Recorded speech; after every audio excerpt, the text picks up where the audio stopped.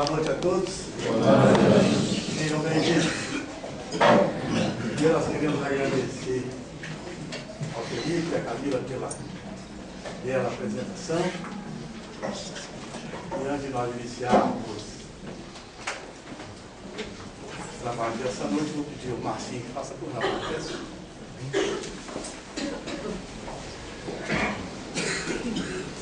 Mestre amado Jesus, nós estamos te agradecendo a oportunidade de termos mais um encontro amigo com o nosso companheiro Emerson, que muito mais do que as palavras que traz para nós nessa noite, é conhecido por todos nós pela sua ação no bem, pela sua obra, junto com a sua mãe, de trabalho aos mais necessitados. Que Deus abençoe-o sempre, para que ele possa, com as suas forças, prosseguir com essa alegria, com essa jovialidade, mas principalmente com a certeza do trabalho incansável no bem, em favor de todas as criaturas. Que todos possamos sair daqui encantados pela palestra, pela energia aqui presente da espiritualidade e pacificados por Jesus, nosso amigo maior. Muito obrigado, Senhor, que assim seja. Hoje nós vamos ter a segunda palestra, vamos dizer assim, né, do nosso Emerson, que ele na segunda-feira esteve aqui conosco. Gostaria de saber que a maioria teve também na segunda-feira aqui, não? Bom, na verdade, na segunda-feira, o Emerson veio trazer para nós aqui um estudo e falou sobre como falar sobre sexo para as crianças. Foi uma palestra muito boa, muito instrutiva, até ele falou muito claro lá, não só para os pais, mas também para os avós, né? Porque hoje os avós têm uma participação muito grande, né? Inclusive com mais até liberdade entre netos e avós, né? Às vezes é maior do que entre filhos e pais, né? E hoje ele está dando continuidade àquele estudo, só que hoje ele vai falar sobre o enfoque da sexualidade para os jovens e adultos. Falar sobre o Emerson, acho que não precisa de maiores predicativos, porque o Marcinho já colocou, o Emerson é psicólogo, educador, evangelizador, trabalhador dentro da doutrina espírita. Ele e junto à mãe dele fazem um trabalho muito bonito no lar na Maria de Nazaré. E, além disso, é um trabalhador na área de educação e evangelização de crianças, vem nos ajudando sobremaneira nessa área da evangelização infantil, e ele veio trazer essa colaboração conosco, para nós, durante essa semana que é dedicada à Semana da Família. Antes de passarmos a palavra a ele, eu só quero lembrar que a Semana da Família, vamos aí até sábado. Amanhã teremos uma palestra a prata da casa, né? Vamos dizer assim. O nosso André vai fazer aqui também um estudo junto conosco.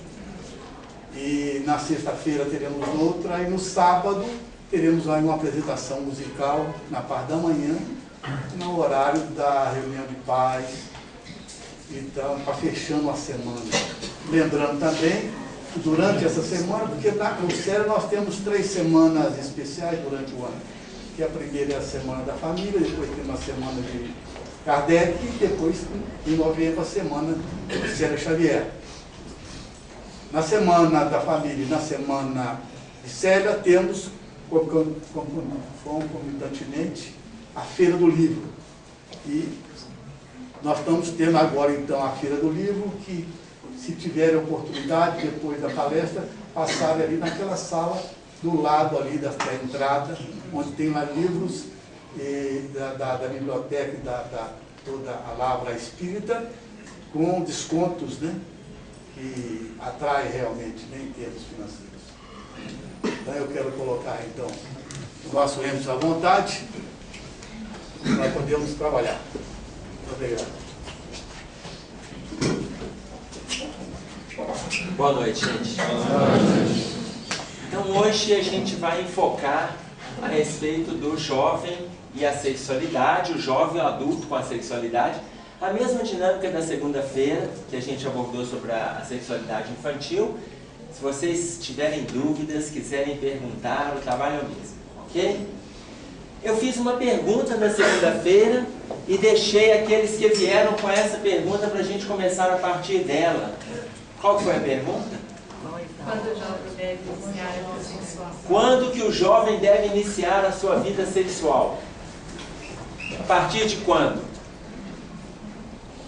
10 anos. 10 anos de idade. Da transformação daí da puberdade. Esse aí já começou lá atrás. Qual é a idade que o jovem começa a sua vida na sexualidade? Ou, aliás, no envolvimento sexual?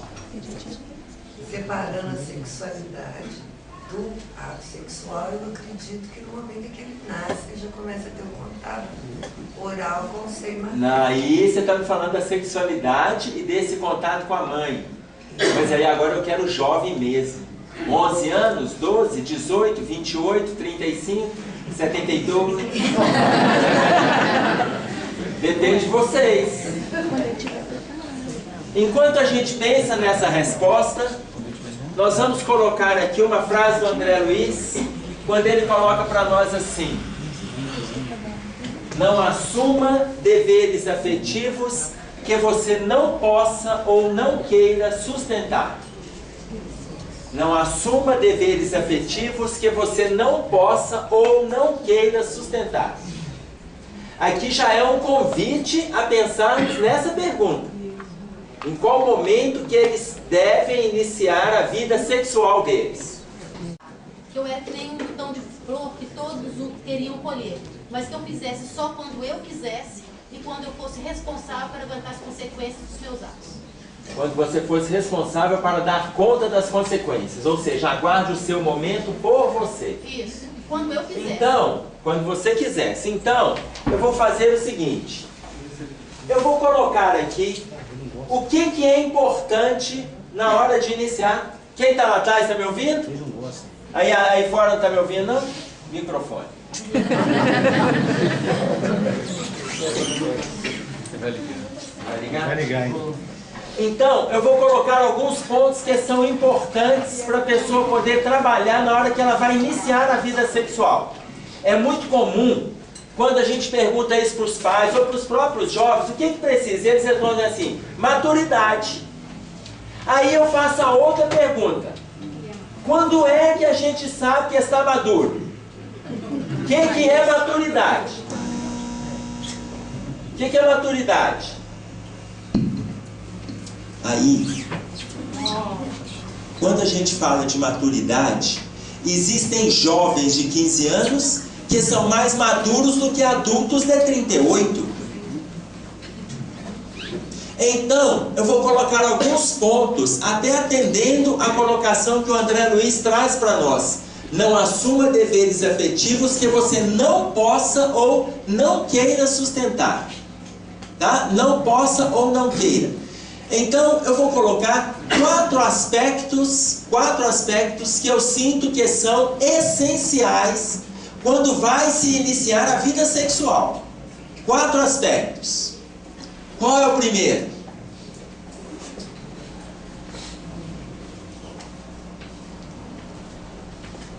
Quatro aspectos antes de iniciar a vida sexual. Qual o primeiro? Desejo, não vou nem falar, porque isso aí...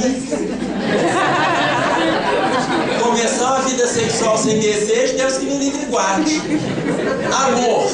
Amor, eu coloco amor em terceiro lugar. E não em primeiro. Em terceiro, amor. Responsabilidade eu coloco em segundo lugar. Responsabilidade. Em primeiro e em quarto. Em primeiro lugar, conhecimento, trabalho. Trabalho, gente, não é trabalho de caridade, campanha do quilo, evangelização da criança, não. Tá? Trabalho que dê algum retorno financeiro. Trabalho. Por quê? Porque os jovens estão iniciando e quem está sustentando isso aqui são os pais. É o pai que compra preservativo, que compra anticoncepcional, que paga motel, que empresta carro, que paga o show, está tudo vindo do dinheiro dos pais. Então, se ele quer iniciar a vida sexual dele, primeiro trabalho com algum retorno, qualquer retorno. Aí ele ganha o salário mínimo, pelo menos já dá para ele pagar uma consulta se aparecer uma infecção. Porque quem vai pagar? O plano de saúde do pai. Tá claro? Então, ou é o pai ou é a mãe que está patrocinando a vida sexual do filho. Tá? Então ele tem um trabalho. A namorada apareceu com uma infecção, tá lá com uma bolotinha na vagina, tá com isso, tá com aquilo. Paga a consulta, vai ao médico. Depois paga o medicamento. Depois paga o retorno. Ou não serviu aquele medicamento, tem outro? Então que tenha trabalho para assumir, que veio o ponto que você escutou lá. Assumir as consequências. Tá claro? Aí, tem o seu salário, tem o seu trabalho, que tenham responsabilidade para saber com quem irão se relacionar. Com quem? Tá? Porque se aparecer uma doença, aparecer uma gravidez, pelo menos é responsável e vai dar conta disso. E tomara que tenha sentimento. Porque é muito comum aparecer uma infecção, aparecer um mal-estar, e aí eu não te amo mais, eu não gosto mais, não quero mais te ver. Então cadê o sentimento? E em quarto, já que estão iniciando a vida... e aqui é muito interessante que eu vejo os pais, quando o filho engravida uma garota, ou a filha aparece grávida em casa, os pais colocam o seguinte: não, se você não gostar dele, não precisa casar, a gente vai te ajudar. Ou então o pai dele fala assim: se você não gostar dela, meu filho, não precisa casar com ela, assume o filho, etc e tal. Eu costumo colocar para os jovens o seguinte: o que os jovens estão fazendo hoje? Na minha época, a gente tinha uma paquera que virava um flerte, que daí virava namoro. E hoje, o que os jovens fazem? Certo. Não, eles não ficam. Antes de ficar, eles pegam. Primeiro o jovem pega. Se pegar der certo, fica. Se ficar der certo, vem o quê? Namoro. Vocês são jovens e não sabem disso. Vocês não me enganam porque está aqui na casa escrita não, porque eu conheço vocês. Viu? Primeiro pega. Se pegar der certo, fica. Se ficar der certo, vira rolo. Se o rolo der certo, namora. Namoro o quê? Aí eles inventaram a aliança de compromisso. Depois da aliança de compromisso vem o namoro. Ô, gente, olha como que vocês são confusos. Deus que me livre. Olha como que o jovem é confuso. Primeiro, eles começam pegando. O que é pegar? Vai num show, uma garota chegou pra mim e falou assim: Emerson, eu fui no axé. Emerson, sabe quantas bocas eu beijei? Eu falei: não, minha filha, quantas? Ela falou: 33. Eu falei: minha filha, se você entrou no axé 6:30 da tarde e saiu 11:30 da noite, em 5 horas você beijou 33 bocas. Minha filha, você já deve ter entrado com o bico apontado. Você conhece alguém que você beijou e falou assim: Emerson, como você está atrasado? A gente não precisa te conhecer para beijar, simplesmente beija-se. Ou seja, isso se chama pegação. Isso é pegação. E os jovens estão fazendo isso, discordando fundamentalmente da colocação de André Luiz. Não assuma se você não quer sustentar. Não assuma, porque isso é um compromisso afetivo. Começa ali no primeiro beijo. Então, pegação é isso. Quando vão numa festa e o homem pega aquela garota e aquela garota pega aquele rapaz, e eles ficam na festa apenas um com o outro, e pega daqui e beija dali e tal. Na semana seguinte encontram de novo, na terceira semana encontram de novo, eles já estão ficando. Depois de um mês que eles estão enquanto ficantes, você pergunta para eles assim: vocês estão namorando? Eles falam: não, a gente está no rolo. Para namorar eles definem aliança de compromisso, para depois eles falarem que estão namorando. Então, quando engravida, voltando para o lado de cá, o pai chega e fala assim: cala a boca. Não, jovem é assim, gente. Aqui, o pai chega: ô meu filho, você não precisa de assumir. Se você não gostar, ou a mãe, não precisa, se você não... Eu falo para os pais, falo para os jovens, eu falo: transaram.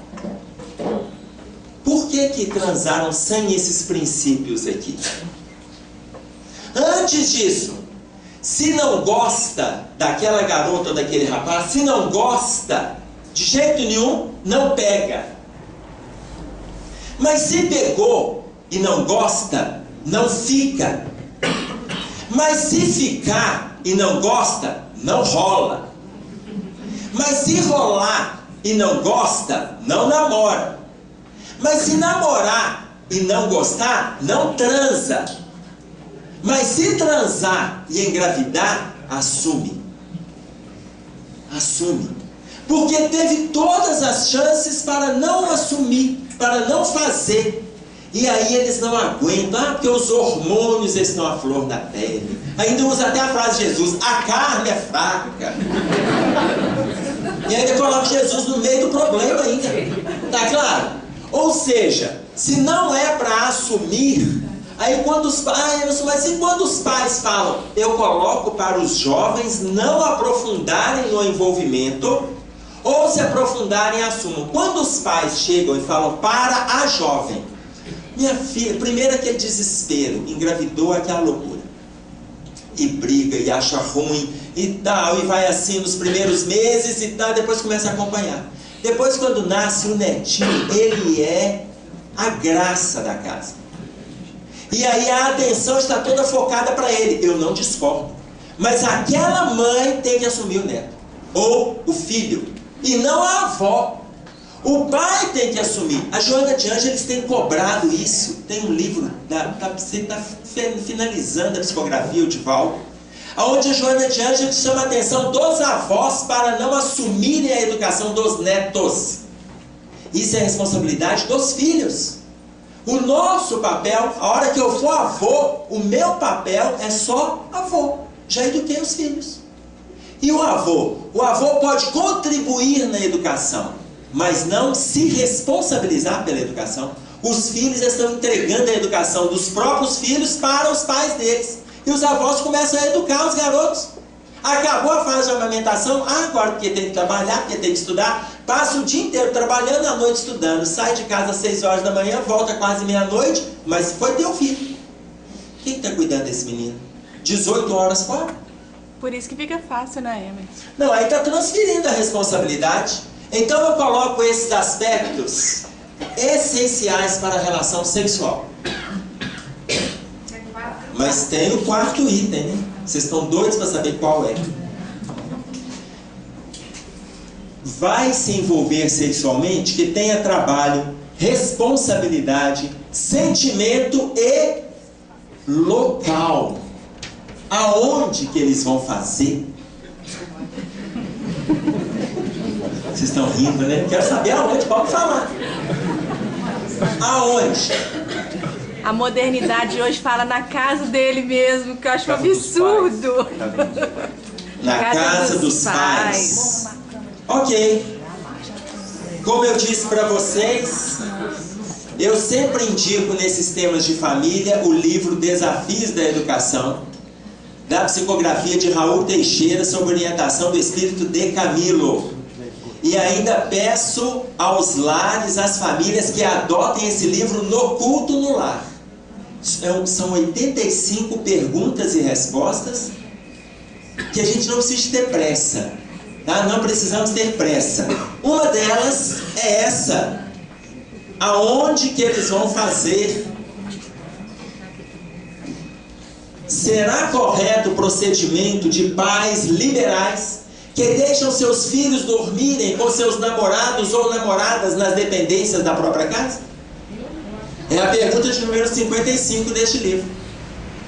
É o Raul Teixeira perguntando para o espírito de Camilo: é correto o procedimento dos pais liberais que permitem que seus filhos transem com namorados ou namoradas nas dependências da própria casa? Não, não é certo. Todo mundo acha que não? Não.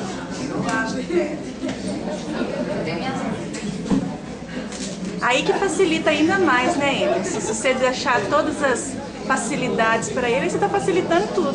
Vai abrir mais espaço ainda, né? Exatamente. Olha só. O espírito de Camilo coloca o seguinte: quando os filhos não têm como erguer a sua própria casa e já se assumiram como casados, já não tem como erguer e já se assumiram como casados, ele fala assim: nada obsta que venham se envolver dormindo juntos nas casas uns dos outros, ou ele na casa dela ou ela na casa dele, já que se assumiram como casados. Entendam esse detalhe. Já se assumiram, mas às vezes estão com dificuldade de erguer o próprio recanto, está faltando barraco, assumiram e tal. Não, vamos juntar as panelas só aí, tá? Porém, ele coloca do outro lado: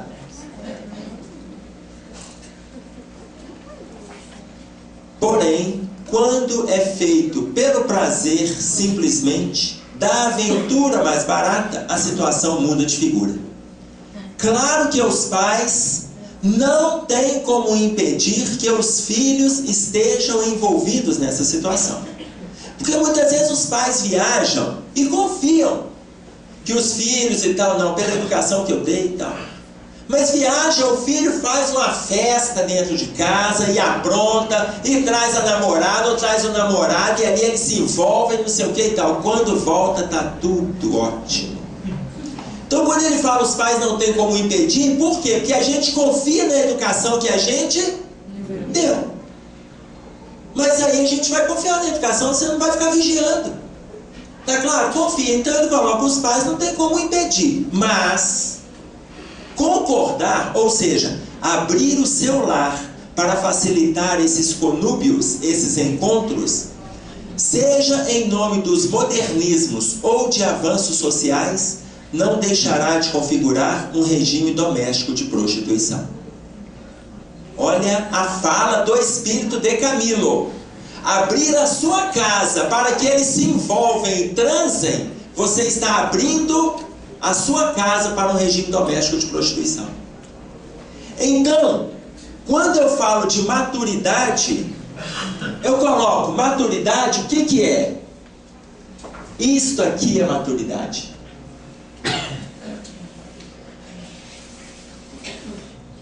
Maturidade é tudo isso.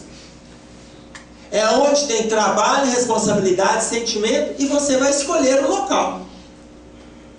E o casal é que sabe. Dúvida? Estão com medo? Oi, Emerson. Pergunto eu. Todo mundo usa como justificativa que é melhor fazer aqui do que o risco na rua, que lá no motel, lá no trânsito. E aí? Melhor fazer em casa, porque lá fora está muito perigoso. Isso. A vida está perigosa, não está? Me falaram, eu estive no colégio em Belo Horizonte, me falaram, um pai lá me perguntou isso: mas é melhor liberar a nossa casa. Eu não estava, eu estava num colégio católico, tá? E aí o pai chegou e fez essa colocação, e eu discuti isso com os pais sem levar que eu estava tirando essas observações do livro espírita. Mas fui discutindo isso com os pais, e essa foi uma das colocações que o pai fez para mim. E aí uma mãe falou assim, na minha casa mesmo eu permito, porque está muito perigoso. Está muito perigoso. Eu vou permitir que vá no motel, eu vou permitir que eles façam dentro do carro, está muito perigoso. Aí eu deixei uma pergunta para o pessoal. O que está perigoso não é o transar fora de casa, não. Está perigoso viver. Porque se eu libero para que façam na minha casa, então provavelmente meus filhos não estudam em nenhum colégio, que eu contrato os professores para vir para minha casa. Eles não vão no jogo de futebol no estádio, eu chamo os jogadores para minha casa. Eles não vão no show, eu contrato o cantor. Porque o que está perigoso não é isso, gente. Está perigoso viver. Você nasceu, você está correndo risco. Qual o risco que você corre de morrer? Para nós que somos reencarnacionistas, morrer, a gente morre todo dia um pouco, você dorme, você já está à beira da morte. Você não vê se você nem acorda amanhã. É na hora que não acordar, ele vai falar que Cabeludo falou na palestra que eu ia morrer. Falei mesmo. Tá certo? Por quê? Porque, a bem da verdade, para nós que somos reencarnacionistas, a gente vem para a Terra para correr risco, para trabalhar, para estudar, para aprender, para crescer, para se vigiar, para se disciplinar. Então, liberar a nossa casa é abrir para o regime doméstico de prostituição, na fala do Camilo. Eu escrevendo a respeito deste tema, para um jornal, eu coloco até não de prostituição, mas eu coloquei ali como um regime doméstico de promiscuidade. Os jovens começando a se envolver sexualmente com 15, 17, 18 anos. Quando eles resolvem se casar com 29, 33, eles já tiveram, dos 17, 18 anos, aproximadamente 20, 25 parceiros. Isso é promiscuidade. Não é necessariamente uma prostituição. Porque hoje até a prostituição ela é um trabalho, mas isso é promiscuidade. Aí, então tá, não está liberada a casa. Não liberou a casa, nem dele nem dela. Os pais não liberaram, não. Onde é que vai? Para onde que eles vão? Hein?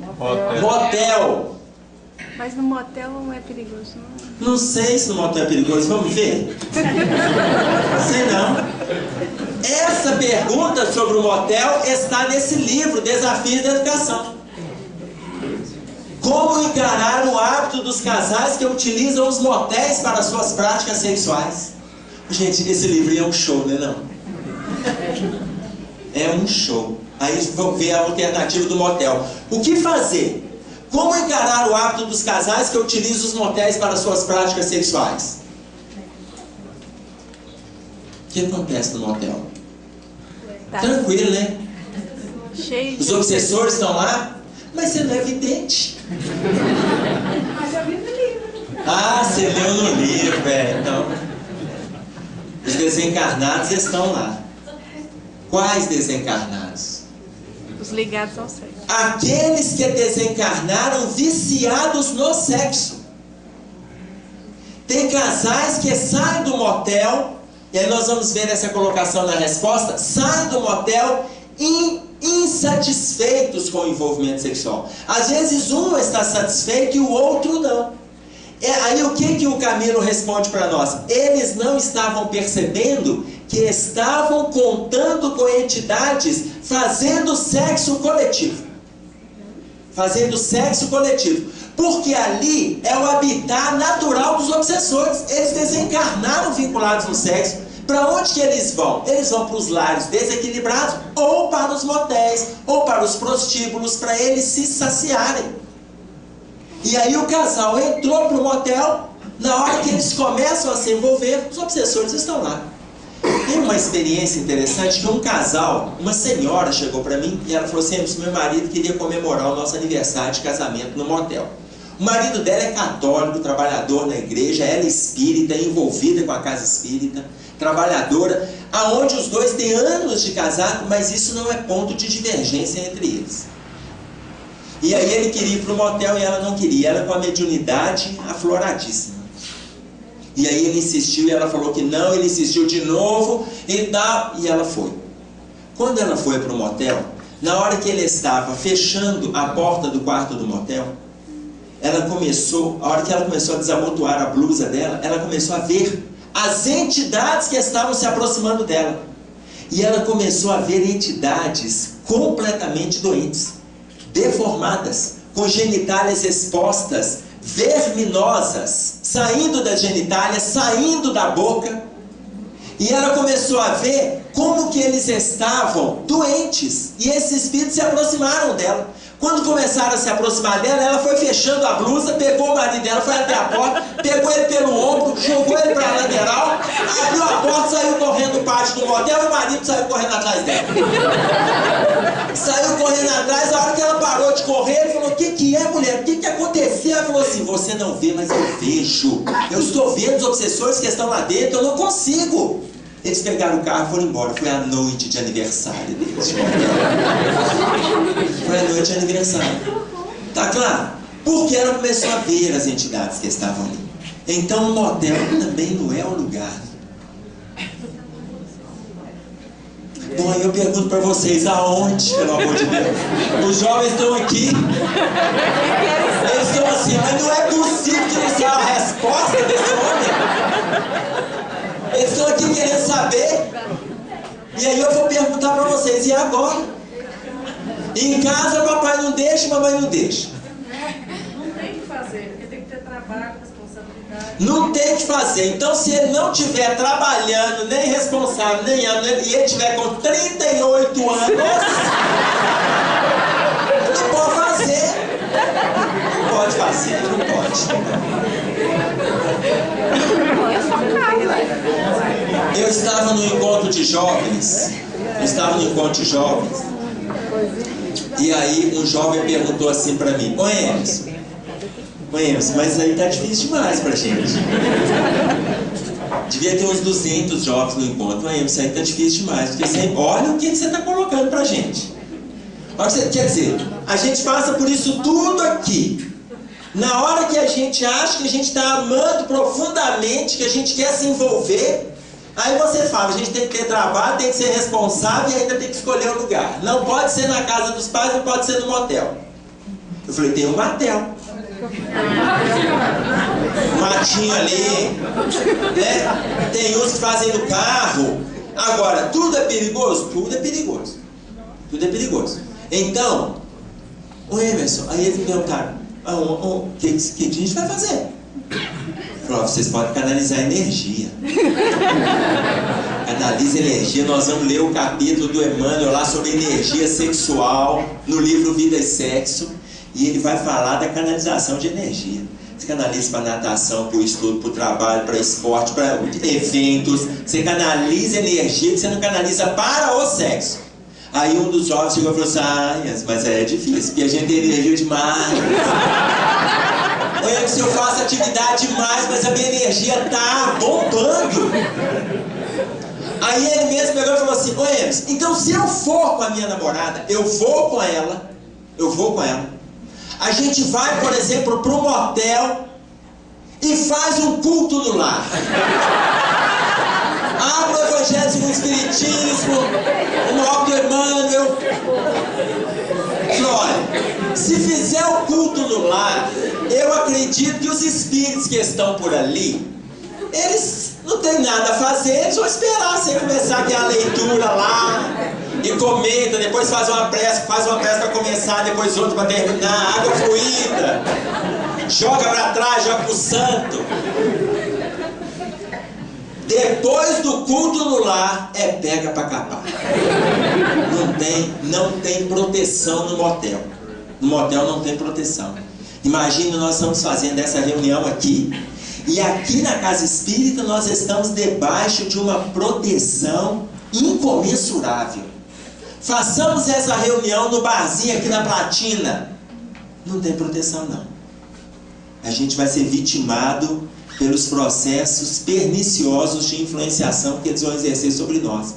Aqui a gente faz brincadeira e consegue entender dentro do movimento da seriedade do tema. Lá a gente faz brincadeira e vai virando chacota, ironia e desgaste.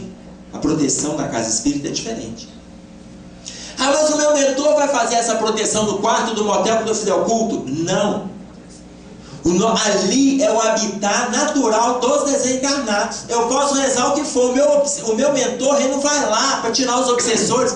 Aí ele vai chegar primeiro, se eu estou indo para lá, ele vai ter que ir na minha frente, limpar o quarto, falar: gente, dá licença que meus pupilos estão chegando aqui, porque eles vão até rezar. Eles não vão fazer isso. Na hora que a gente resolve que a gente vai, eles vão embora e deixa a gente entregue às nossas escolhas. Então não é o lugar. Divaldo Franco, ele coloca para nós que determinados motéis, os proprietários deram a ordem para não lavar os lençóis, porque não está dando tempo de secar para a próxima troca. Tem poucos lençóis, eles tiram. Esse lençol que eles tiraram vai direto para a mesa de passar. Enquanto vem outro lençol novo, porque está chegando outro casal. Aí na hora que o casal chega para aquela roupa de cama, o casal acha que a roupa de cama está limpinha, ela está passada. E aí vem, na hora que sai aquele ali, chega o outro. Próximo. E o Divaldo Franco coloca a falta de higiene.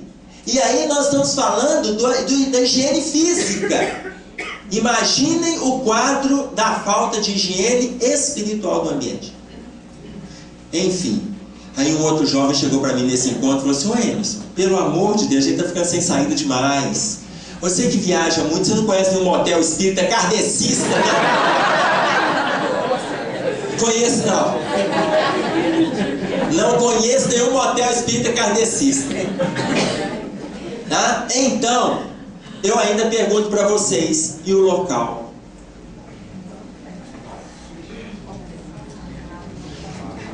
Aqui, um jovem falou aqui: hotel!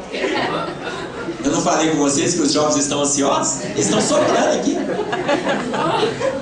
O hotel, a pousada não tem as mesmas companhias dos motéis. Não tem. Quem está envolvido com os hotéis ou com as pousadas, os mesmos espíritos que habitam os motéis, não habitam esses locais. Normalmente são casais mais estabilizados, são famílias que frequentam e tal. Tá? Então não tem. Entretanto, eu esqueci que tem entretanto, né?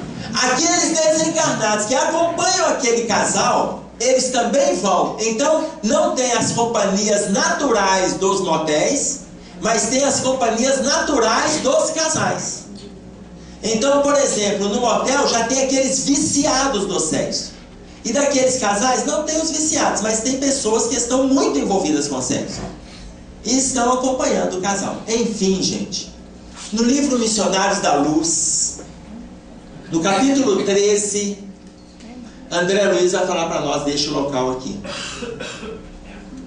Vai falar sobre a reencarnação. O capítulo se chama Reencarnação. E vai falar do Segismundo. E no momento que os pais do futuro encarnante, o Segismundo, os pais vão ter o seu envolvimento sexual, o Alexandre chega para o André e fala assim: André, hoje eles estão motivados emocionalmente e afetivamente para se envolverem. Então nós iremos nos afastar para que eles se envolvam de forma saudável. E aí o André Luiz chega para ele e fala assim: mas a gente não precisa ficar aqui assistindo para fazer a ligação do espírito no óvulo, no óvulo fecundado, no ovo? Aí o Alexandre fala: André, você foi médico na Terra e sabe que o espermatozoide demora horas para chegar no óvulo. No momento que o casal estiver adormecido, a gente se aproxima e a gente faz a ligação do Segismundo no ovo. E os dois se afastam. Quando os dois se afastam, a espiritualidade chega e faz um cerco protetor em torno do lar. Principalmente em torno do quarto onde dorme esse casal. E aí o André Luiz pergunta assim: mas o que é isso? Ele fala: é um campo de força para que nós não precisamos de participar desse envolvimento, que é um momento íntimo do casal. Mas este campo de força, ele é feito para aqueles que queiram perturbar o ambiente do casal e eles não podem penetrar. Esse momento é só do casal. Aí o André Luiz pergunta assim, mas todos os casais que se envolvem sexualmente na Terra têm essa proteção? Alexandre diz, não, apenas, resposta, apenas em lares de bases retas. Ou seja, ele falou de equilíbrio. Falou de equilíbrio. Lares de bases retas. Olha, mas se um casal equilibrado, e os dois vão para um motel, acabou o equilíbrio, gente. Tá claro? Se ele escolhe trocar o seu lar pelo motel, ah não, mas que casal é todo equilibrado, então o motel vai ficar limpinho lá para eles. Não vai não, se ele escolheu aquele ambiente. Tá claro? Claro que ele vai assumir as consequências daquele ambiente. Então muitas vezes em perturbações emocionais no dia seguinte, 2 dias depois, 1 semana depois, e ele está lá angustiado, ele não sabe o que é. Muitas vezes ele está trazendo vínculos do motel. Como descreve para nós no livro Sexo e Obsessão, Manuel Filomeno de Miranda, sob a orientação sobre a psicografia de Divaldo Franco. Quando aquela senhora que eu contei a história me falou a respeito da entidade que ela viu no quarto de motel, eu estranhei a forma dela colocar, mas não tinha saído ainda o livro Sexo e Obsessão. Quando saiu o livro Sexo e Obsessão, é que eu fui entender a evidência dela, a como que as entidades estão deformadas em função das dificuldades na área sexual. E aí vem uma colocação da André Luiz, que a gente se reportou a ela na segunda-feira, quando a André Luiz coloca assim, psicologicamente, cada espírito concebe em matéria de sexo um problema diferente. Ou seja, todos nós temos dificuldades nessa área. Quando a gente se envolve com entidades de padrão moral muito mais inferior do que o nosso, agrava os problemas que a gente já traz. Tá claro? Dúvida? Oi, pode falar. Você falou de casal equilibrado, que isso que você falou, que a gente é imperfeito ainda, né? Então, esse sentido de equilibrado, você falou. Casal equilibrado, ele está perguntando, no nosso caso, que somos imperfeitos ainda, o que é um casal equilibrado? Casal equilibrado é aquele que se respeita, é aquele que se ajuda, aquele casal onde os dois são solidários, onde os dois estão dispostos a crescer, um permite o outro a individualidade, um ajuda o outro no seu crescimento. Esse é o casal equilibrado. Tá? Agora eu vou pegar um exemplo de um casal em desequilíbrio. O André Luiz, perguntando para o Alexandre, ele fala assim, se a proteção ela é feita em lares de bases retas, para os casais que estão equilibrados, como que fica o caso daquele casal, olha o exemplo do André, aonde a mulher, ela está em casa cuidando dos afazeres, sai, trabalha, volta, cuida dos filhos, cuida do lar, e o marido, ele tem aventuras sexuais. Como que fica a proteção para este lar? Quando ele vem das suas aventuras, ele não traz essas companhias para as suas aventuras? E aí o Alexandre respondeu, traz. Ele traz essas companhias. Mas se essa mulher é uma pessoa digna, ela merece o respeito da espiritualidade. Então no momento que esse casal vai se envolver, a espiritualidade faz um cerco em torno do casal para que as entidades que o marido trouxe para casa fiquem do lado de fora. Para que elas não participem, para que a mulher não seja influenciada por essas entidades.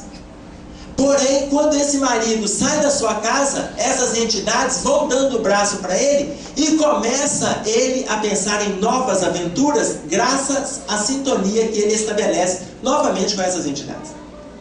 Tá claro? Então, quando fala de equilíbrio, são aqueles casais que estão se ajudando no processo de crescimento. E tem um outro detalhe que aí o André Luiz vai colocar para nós. Existem situações aonde determinados encarnados estão se livrando, e aí eu não sei se isso está lá no livro Missionários da Luz mesmo, ou se é no Libertação, nos domínios da mediunidade, quando ele dá a seguinte observação: um homem, ele está saindo do seu lar, e se livrando. Se alguém lembrar qual obra, pode colocar para nós. A hora que ele está saindo do seu lar, ele está assim, não, eu não vou me envolver mais, eu não quero mais relacionamento extraconjugal, eu estou saindo disso, eu não vou continuar. E ele sai convicto, estava se livrando de convite que ele vinha recebendo. E na hora que ele se veste, passa o perfume, sai para trabalhar, a esposa, já desconfiada, ela chega e começa a pensar. Ela começa a pensar: aposto que ele vai encontrar com a vagabunda. E começa a xingar. Aposto que ele vai encontrar com a vagabunda. E começa a xingar. E ele se despedindo, ele começa a despedir dela, desvencilhando de encontros extraconjugais. E ela, enquanto ele sai, ela fala: aposto, porque do jeito que ele saiu bem vestido, acho que eu estou sendo enganado, que ele vai trabalhar. Vai trabalhar que nada, sai bem vestido, sai perfumado. Na hora que ela começa a pensar isso a respeito, e ele lutando para se livrar, ela traz as entidades para o convívio com ela, que começam a acionar a mente dele para ele depois voltar a pensar em novas aventuras. Ou seja, aí eu volto na questão do equilíbrio. O equilíbrio é um processo de crescimento dual. Os dois têm que estar no processo de ajuda e autoajuda. Porque ele lutando para sair, ela começa a convidar essas entidades por causa da revolta, do ódio, da antipatia que ela criou por aquela situação. Então, o nosso processo é não pensamento negativo. Tá claro? Oi? Ô, Emerson, tem um caso também, não sei se é dos mensageiros, que tem o casal, ele é médium, não sei se você lembra desse caso. Saindo da reunião mediúnica. Saindo de uma reunião mediúnica e ele carregando. Mas na hora que ele chega na porta da casa dele, como a mulher dele tem merecimento e ela sempre está em oração, eles não deixam que a entidade entre na casa.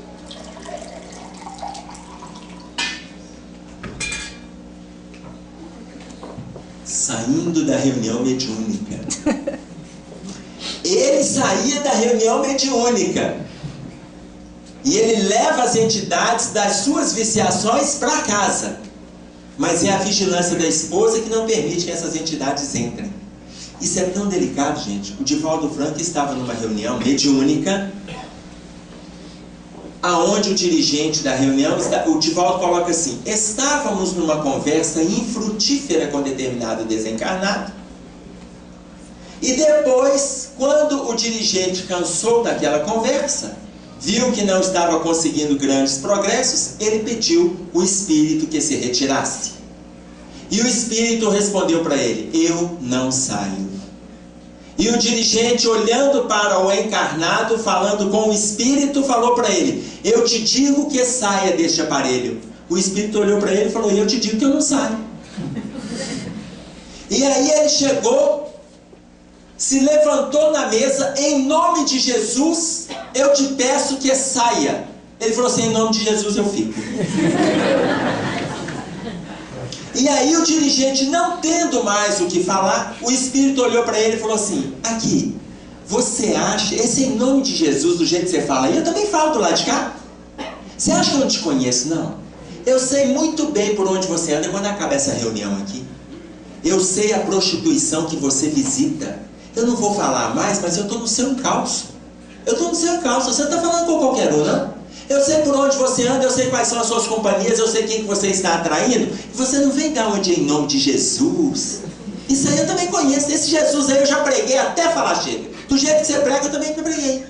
E estou aqui do lado de cá hoje, que vocês chamam de obsessor. Então, eu vou sair, porque eu quero sair. Eu vou embora. Eu vou embora, mas cuidado quando acaba essa reunião, porque eu estou te acompanhando. E o Espírito foi embora. Ou seja, não é nem... Eu estou dando o exemplo da reunião mediúnica, atendendo o mesmo exemplo do livro Os Mensageiros, mas quantas vezes a gente sai de reuniões e as entidades estão ali fora esperando a gente? E a gente começa a entrar numa linha vibratória extremamente perniciosa. E aí caímos nesse envolvimento, chegamos em casa, começamos agressões ou procuramos outras companhias, começam os nossos problemas. Seja na vida física, sexual, seja na internet, na mídia, e a gente vai começando a ler, vai pesquisando, daqui a pouco vai dormir 2 horas da manhã depois da reunião, sendo que a gente acabou de sair de uma casa espírita, tomou passe, se envolveu com o trabalho. Tá claro? Bom, e eu continuo com a dúvida, né? Local. Isso tudo para a gente poder discutir o local. Isso aqui vai depender do casal. Olha, mas se o casal quiser ir para o motel, é a escolha deles. A escolha é deles. Ah, porque os jovens não têm uma casa ainda e tal, então eles vão escolher um motel. São escolhas. Livre-arbítrio. E se for pousada? Livre-arbítrio. Se for hotel, também. A escolha é do casal. Existe um local certo? Não. A colocação que o André Luiz traz para nós é: no lar de bases retas, existe um cerco espiritual sobre o casal. No lar de bases retas. Agora, quando o jovem... Aí, por exemplo, a mãe chegou para mim e falou assim: mas eu prefiro a minha casa, porque lá tem culto no lar, tem proteção. Eu tenho um casal de amigos, gente, que eles construíram um barracão nos fundos para os filhos terem o seu envolvimento sexual. 3 filhos, 3 jovens, eles fazem agenda. Quem vai levar namorado naquele dia? Eles fazem agenda. Ô, gente, esse casal construiu um motel dentro de casa. Então, fica aí as nossas reflexões. Quer dizer, como que a gente está lidando e como que a gente vai lidar com isso na relação com os nossos filhos, na nossa relação com a nossa esposa, com o nosso marido, né? Quais locais que a gente está frequentando? Tudo bem? Pode falar. Por eles terem feito esse motel dentro de casa, entre aspas, eles vão ser incomodados pelos obsessores no quarto deles, esse casal? Meu filho, eu acho que os obsessores nem saem de lá. Um motel, você faz um cômodo dentro da sua casa. Ah, não, lá em casa a gente faz o culto. E que culto? Sabe aquele negócio, você termina o culto, depois começa a espancar, tem gente que fala assim: eu gosto de aproveitar o momento do culto, porque depois do culto a gente lava a roupa suja. Você sai do campo da vibração, da proteção, do passe coletivo, da água fluida e começa a xingar, quebrar o pau. Tá no momento do culto, não precisa de pensar em lavar roupa suja, não. Depois, olha, no outro momento, gente, vamos sentar para discutir algumas questões do lar. Tá? Aí o lar tem culto. No fundo faz um quarto para os filhos transarem. Agora, isso normalmente pais fazem de filhos, não fazem de filhas. Tá? Um garoto chegou para mim e falou assim: ô Emerson, fiz 12 anos, olha o que eu ganhei do meu pai de presente. Ele abriu a carteira dele, um preservativo. Falei assim: meu filho, sua mãe te deu alguma coisa? Me deu. Do outro lado da carteira, outro preservativo. Eu falei assim: mais alguém te deu? Não, minha madrinha abriu o lado da onde ficam as notas, tirou outro preservativo. Ele ganhou 3 preservativos quando ele fez 12 anos. E eu falei assim: meu filho, você ganhou 3 preservativos. Ô Emerson, eu queria até conversar isso com você. Você sabe por quê? Eles me deram preservativo, mas aqui, eu fico pensando assim: como é que eles sabem o tamanho do meu... Pro preservativo, se vai servir ou não? Já sei, meu filho, o tamanho do seu pênis, né? Como é que eles sabem? Aqui, olha, o preservativo, ele é um material elástico. Ele vai se adaptar ao tamanho do pênis, tá? Então, fica tranquilo em relação a isso aí. Vamos conversar um pouco a respeito de sexualidade, atendendo a resposta da pergunta número 13 do livro Desafios da Educação. É a responsabilidade de pais e educadores conversar com as crianças e jovens sobre sexo. Vamos trocar uma ideia a respeito disso. Conversamos. Bati papo com ele, igual fizemos aqui na segunda-feira. Chamei os pais para conversar. O pai chegou para conversar comigo uma semana depois. Ele entrou na sala, lá onde eu estava, conversar comigo. Você viu o presente que eu dei pro meu filho? Tá virando homem? Isso, top. Eu falei: senta aí, meu filho, senta. Veio ele e a esposa. E aí eu falei assim: por que o senhor deu preservativo para o seu filho? Emerson, 12 anos. Meu filho, 12 anos, eu não quero ser avô cedo, não. Ele tem que já aprender que ele vai usar, com quem ele vai usar, como e tal. Não, meu filho. Seu filho, eu falei com ele: seu filho não sabe usar preservativo. Vocês têm que conversar sobre sexo. A senhora também, falei com a esposa, a senhora também deu outro preservativo. Emerson, mas a gente deu na intenção dele iniciar o assunto.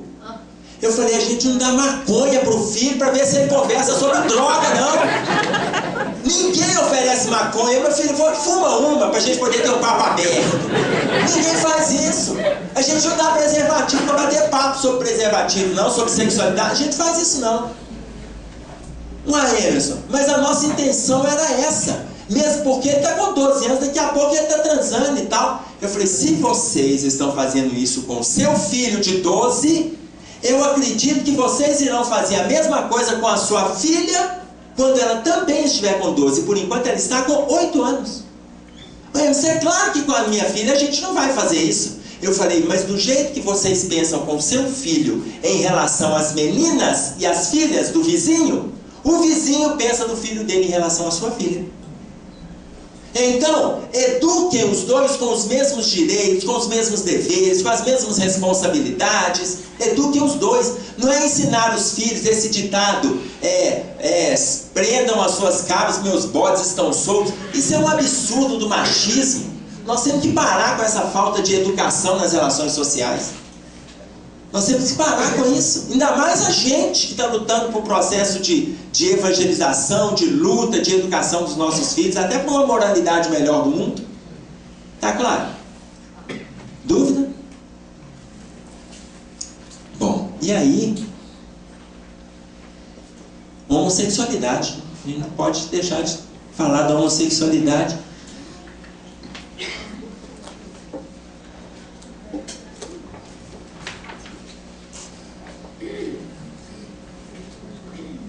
Também do livro Desafios da Educação, a pergunta 27. Como nos posicionarmos diante do irmão que apresenta sinais de homossexualidade? Ele apresentando sinais ou atitudes, a nossa participação, ela é de compreensão. A nossa participação é de compreensão. Ok? Divaldo Franco coloca para nós que daqui a alguns anos nós vamos ter milhões de pessoas que estão abraçando o homossexualismo e que a gente não faz a menor ideia. Não fazemos a menor ideia. Pessoas que estão nesse momento reservados e estão começando a se soltar com os movimentos gays que estão aparecendo por aí, com as paradas gays. E nós não fazemos a menor ideia. Por quê? Porque na área do sexo todos nós temos dificuldades. Ah, mas o homossexualismo é uma dificuldade? 3 causas do homossexualismo no livro Vida e Sexo. O Emmanuel coloca para nós assim. Primeira causa. Aquela pessoa que vem de várias... Essa colocação que o Emmanuel faz é a mesma que aparece no livro Problema do Ser, do Destino e da Dor, de Leon Denis. Ou seja, aquele espírito que vive várias encarnações como mulher, 8, 10 encarnações, quando ele vem como homem, ele apresenta sinais afeminados. E podem não ser homossexuais. Primeira causa. Ou o contrário. 5, 8 encarnações como homem, quando vem como mulher, sinais masculinizantes. Embora não sejam homossexuais femininos. Primeiro ponto. Segundo, espíritos nobres que apresentam uma postura delicada em função da nobreza moral já conquistada de outras eras. Quando chega aqui, a gente não dá conta de entender essa postura. Não dá conta. E a gente os interpreta como homossexuais. O próprio exemplo, o Chico. Que lá no filme, quem viu o filme do Chico, o pai o leva para a prostituição para ele poder se iniciar na vida sexual. No livro Lindos Casos do Chico, não é o pai que leva. Alguns amigos o achavam gay e contratam 3 moças para fazê-lo virar homem naquela noite. E eles foram no prostíbulo na manhã seguinte para poder... Não, com essas ele virou homem. Não, essas... Ele saiu daquela gaysice dele. Na hora que eles abrem a porta, ele estava sentado com elas fazendo culto no lar. No final do culto no lar, essas 3 mulheres largaram a prostituição. Largaram. Nunca mais assumiram a prostituição. Saíram de Pedro Leopoldo. Ele não estava em Uberaba ainda. Saíram de Pedro Leopoldo. Vieram para Belo Horizonte, cidades vizinhas, começaram a vida delas do zero, começou tudo de novo e ninguém soube mais delas. E elas largaram a prostituição. Tá? Então, espíritos nobres que assumem uma vestimenta física numa condição diferenciada. Mas o quadro mais comum do homossexualismo, e esse é o que a gente encontra hoje na Terra, na sua grande esmagadora maioria, aquele espírito que no passado era mulher e tinha uma atração por homem, mas era casada e se envolvia com vários homens, e homens solteiros, homens casados, comprometidos, e ela se envolvia com um, com outro, além do marido dela. Tinha uma atração doida por homem. Nessa encarnação ela vem como homem, para aprender a respeitar a figura masculina. Mas era mulher com atração por homem. Nessa vem como homem e continua com a mesma estrutura mental de passado. Antes era mulher com atração por homem, nessa vem como homem e continua com atração por homem. Está construído o homossexualismo masculino. Aquele homem no passado que assediava as mulheres, que se envolvia com as mulheres, mulheres comprometidas, mulheres casadas, mulheres envolvidas, mães, e ele transava daqui, se envolvia dali, se comprometia a colar. Na encarnação seguinte vem como mulher, para aprender a respeitar a figura feminina. Mas antes era homem com atração por mulher. Nesta vem como mulher e continua com a estrutura mental de passado, atração por mulher. Está criado o homossexualismo feminino, ou lesbianismo, ou lesbicismo. Então, a maioria são pessoas envolvidas no campo do desequilíbrio. No campo do desequilíbrio. E aí o Emmanuel vai deixar isso muito claro para a gente no livro Vida e Sexo. Tá claro? Aí, numa passagem de Evangelho, nós vamos ver uma colocação que Moisés traz para nós a respeito do homossexualismo. E está em Levítico, no capítulo 20, no versículo 13, ele coloca assim: se também um homem se deitar com outro homem, como se fosse mulher, ambos praticaram coisa abominável, serão mortos. Poderíamos pensar que quando ele fala do homossexualismo aqui, os que estavam condenados, os que eram homossexuais estariam condenados à morte. Mas, extraindo o espírito da letra, se um homem se deitar com outro homem, aqui não é o homem sexo masculino. Aqui é o homem porque está falando da pessoa e não o sexo masculino. Porque homossexualismo masculino e feminino sempre existiu. Então, se uma pessoa se deitar com outra pessoa, como se fosse do sexo oposto, ou seja, se a razão se deitar com a razão como se fosse sentimento, ou se invertermos, se sentimento se deitar com sentimento como se fosse razão, ambos praticaram coisa abominável e serão mortos. Mortos não é no sentido criminógeno, não. Tem que ser... Não é isso, não tem que matar, não. Serão mortos na sua perspectiva, no seu ideal, nas suas construções. Programaram no plano espiritual algo, chegaram aqui, não deram conta de cumprir o que programaram. Então, estão mortos na perspectiva. Pode falar. Existe uma discussão entre os dois termos, o homossexualismo e a sexualidade. Sim. O sufixo-ismo se refere a uma doença. Sim. Qual estaria mais correto? Olha só, a homossexualidade é postura. E pode não ser envolvimento. O homossexualismo já é envolvimento. Mas o Conselho de Medicina, o Conselho de Psicologia, o Conselho Federal não permite que seja colocado como patologia.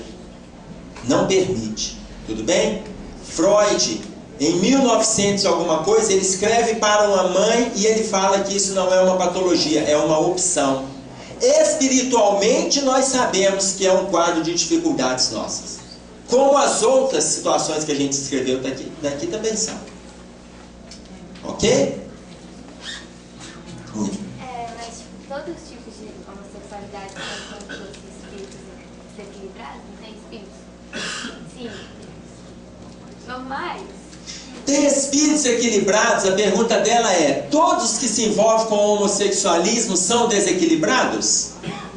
Olha só, Não é que se todos são desequilibrados. A questão é não se envolver. Não se envolver. Chico foi questionado sobre isso. Tá? Chico foi questionado sobre isso. Uma pessoa perguntou ao Chico o que ele faz, que ele era homossexual e tal. O Chico falou para ele: se você não dá conta de conter os seus impulsos, então se mantenha com um parceiro. Esse homossexual encontrou com o Inácio Ferreira no plano espiritual. E o Inácio, conversando com ele, pergunta para ele assim: e você deu conta de atender o que o Chico te pediu? Ele falou: não, eu tive vários. Porque aí retrata o desequilíbrio. Porque ele pode, por exemplo, canalizar essa energia para uma série de coisas. Ah, mas e se ele resolver canalizar para um parceiro? Não tem problema. Aí me perguntaram outro dia no encontro de jovens assim: olha, mas o que você acha do grupo de jovens ser dirigido por um homossexual? Tinha um outro palestrante chegou e falou que é um absurdo, que não tem condição, etc e tal. E depois passou a palavra para mim. E aí eu peguei e coloquei aqui que não tem problema algum. A questão não é se o homossexual dirige um grupo de jovens da casa espírita e tal. Por quê? E os héteros? Porque senão fica parecendo que o homossexual está doente. Os héteros são todos equilibrados, normais, perfeitos, angélicos. Tá claro? E não são. A questão não é se o homossexual dirige, não é se o hétero dirige. É a questão do equilíbrio. É o exemplo que eu acabei de dar do dirigente da reunião mediúnica envolvido com desequilíbrio, entendeu? Então, se o homossexual, ele está lá, ele é firme na postura dele, ele está lutando para poder reeducar as suas funções, para reeducar as suas posturas, como nós que somos héteros também estamos lutando. Quantos de nós? Se André Luiz coloca que psicologicamente todos temos problemas dessa área, então não importa se é o homo ou se é o hétero. A questão é a luta íntima que a gente está promovendo. Tá claro? E aí, gente, o nosso tempo ali expirou, mas eu ainda preciso trazer mais uma observação. Cadê Nossa, vou fingir que não te vi. Então, eu estava te procurando, eu estava esperando você estar lá embaixo da livraria. Desculpa ter te visto. Mas aí tem uma observação que eu preciso de trazer, que é, por exemplo, o uso do preservativo. Porque o indiscriminado uso da camisinha hoje, ele tem sido colocado como um freio para a AIDS. E a Joana de Ângeles, ela traz uma observação muito interessante sobre o uso do preservativo. No livro Adolescência e Vida, no capítulo 24, intitulado O Adolescente e o Perigo da AIDS, ela coloca que o importante para evitar o vírus da AIDS não é o preservativo. O preservativo é um coadjuvante, mas o importante é a postura moral. E aí ela dá o seguinte exemplo: o espermatozoide, ele tem um tamanho de 3 microns. Ele é menor que o poro do preservativo. Menor que o poro. O poro do preservativo, aquela malha, ela não se fecha inteiramente, não. Ela não se fecha. Depois de um tempo, ela começa a vazar. Tem gente que fala assim: ah, eu estava lá de camisinha, ela furou. Ela já tem uns furinhos natural. Ele já vem da indústria, não tem como fechar 100% o poro, não tem como fechar. Isso é igual, eu não sei, vocês já brincaram de água no chuveiro assim? Vocês já brincaram debaixo do chuveiro? De ficar em pé e colocar as duas mãos aqui cruzando?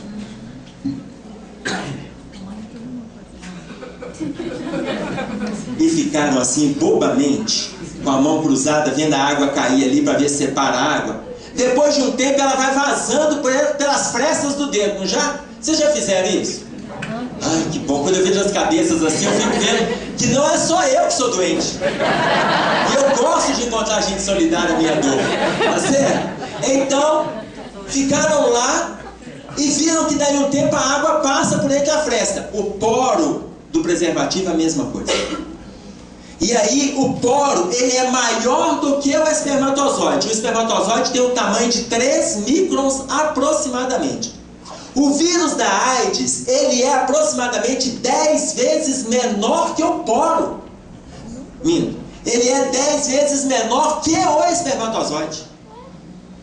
O vírus da AIDS, ele tem um tamanho aproximado de 0,1 a 0,3 microns. enquanto o espermatozoide tem 3 microns de tamanho e o poro é maior ainda. Ou seja, aí a Joana de Ângeles, neste capítulo, ela fala assim: a possibilidade de contaminação, as possibilidades de contaminação são incontáveis. As possibilidades são incontáveis. Então, o que ela está colocando? A partir de agora está abolido o preservativo. Não é isso não, gente. É reeducação sexual, reeducação afetiva, reeducação moral, reeducação. A proposta é reeducativa. Tá claro?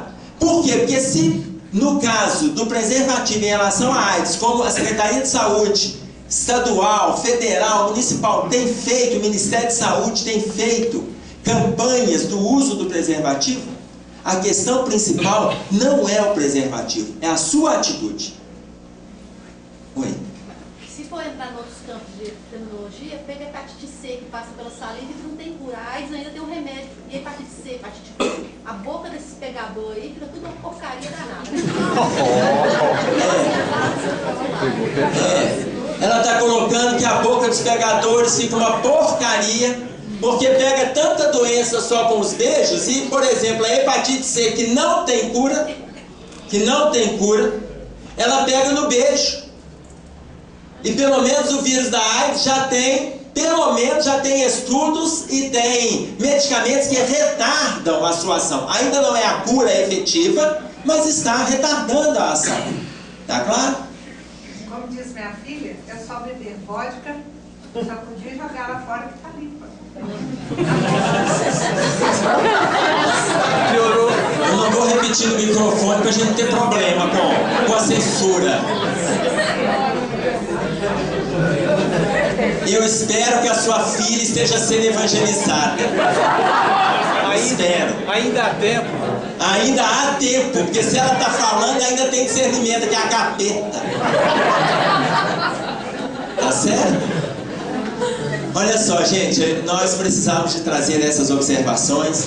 Eu espero que a gente tenha atendido a demanda da curiosidade. Eu vou deixar uma historinha para ficar aí para as nossas reflexões. O nosso tempo já se expirou. E aí a nossa historinha que vai ficar para a gente fechar é a seguinte. Um sacerdote, ele iria para o interior para fazer uma palestra. E foi muito divulgada, foi muito badalada a palestra dele.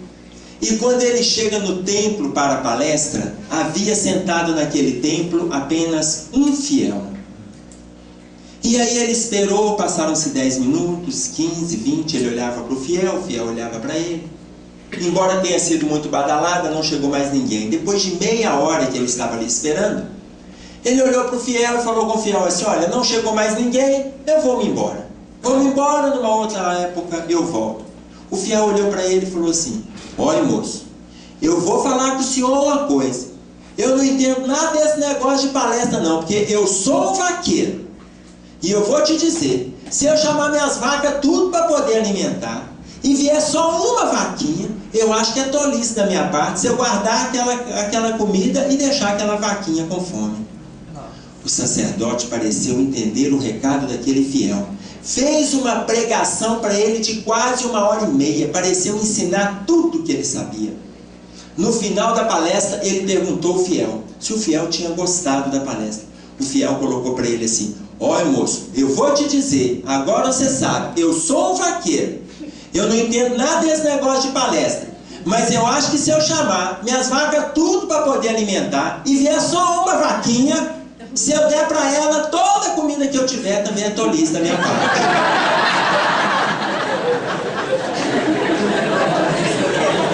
Eu não tenho interesse de esgotar o tema e dar para vocês toda a comida que eu já li sobre esse assunto.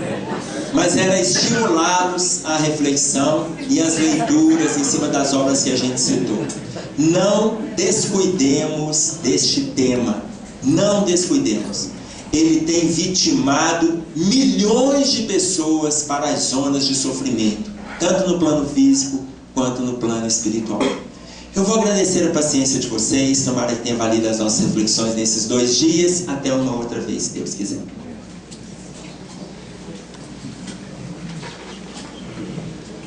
Nós só temos que agradecer ao Emerson, né, por essa aula, né? E, na verdade, nós sabemos que a Casa Espírita, o próprio movimento espírita, está sendo cobrado exatamente isso, educação. O movimento espírita tem que trabalhar muito na libertação das consciências. E só se liberta a consciência libertando da própria ignorância. E é o estudo, é as reflexões que nos levam a isso. A Casa Espírita tem por obrigação fazer esse tipo de trabalho. A única coisa que nós ainda sentimos que o tempo é muito curto. Mas, na verdade, vamos continuar nesse esforço e contamos sempre com o Emerson nesse trabalho para voltarmos aqui, para ele voltar a colocar o seu conhecimento, a sua forma de transmitir, porque não basta somente trazer o conhecimento, mas é importante também trazer como é que coloca esse conhecimento para todos nós. E o Emerson é um mestre nesse sentido. Que ele possa continuar conosco, fazendo esse trabalho, porque todos nós temos nossas responsabilidades e, principalmente, todos nós somos responsáveis uns pelos outros. Para encerrarmos, vamos pedir, então,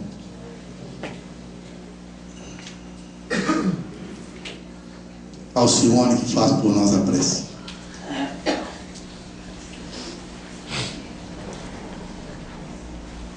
Amado Mestre Jesus, com os nossos corações em festa, pelo tesouro que é a doutrina espírita, nós te agradecemos a iluminação do nosso caminho, o consolo nas nossas dores, a alegria do encontro fraterno com os nossos companheiros.